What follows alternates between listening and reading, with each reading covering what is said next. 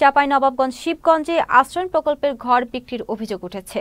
বরাদ্দপ্রাপ্ত সুবিধাভোগীরা ঘর প্রতি 20,000 থেকে 35,000 টাকায় বিক্রি করছেন এসব প্রকল্পের ঘর। আশ্রয় প্রকল্পের বাসিন্দারা জানান তাদের কোনো বাড়ি ঘরও জমি জমা নেই।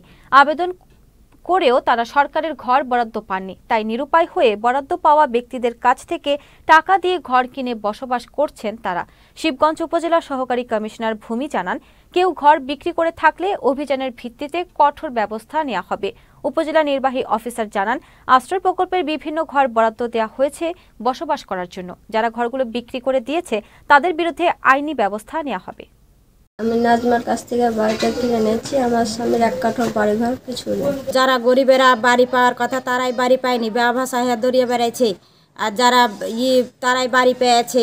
আমরা অসহায়, বাড়ি ঘর কিছু ছিল না। তারপরে বাড়িওয়ালাকে টাকা দিয়ে আমরা 25,000 টাকা দিয়ে কিনে নিয়েছি। ভাঙনের লোক আর স্থান নেই, তখন যার ঘর তার কাছে আমরা কিনে নিয়েছি। আমরা ঘর ছিল না, তারপর ঘর দিয়েছে, আমরা ঘর টাকা নিয়েছে 10,000।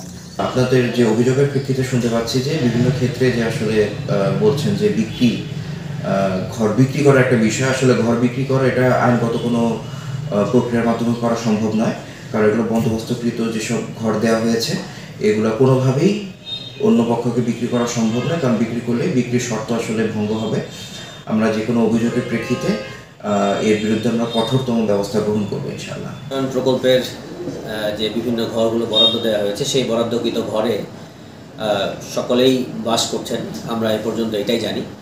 তবে আমরা যদি জানতে পারি যে তাদের এই জমিগুলো বা ঘরগুলো তারা অন্যত্র বিক্রি করে দিয়েছেন, তাহলে সেটার বিরুদ্ধে ব্যবস্থা গ্রহণ করা হবে এবং তাদের বন্দোবস্ত বাতিল করে যদি নতুন কোনো যোগ্য ব্যক্তি থাকেন তাহলে তাকে এটি বন্দোবস্ত দেওয়ার জন্য আমরা ব্যবস্থা গ্রহণ করতে পারব।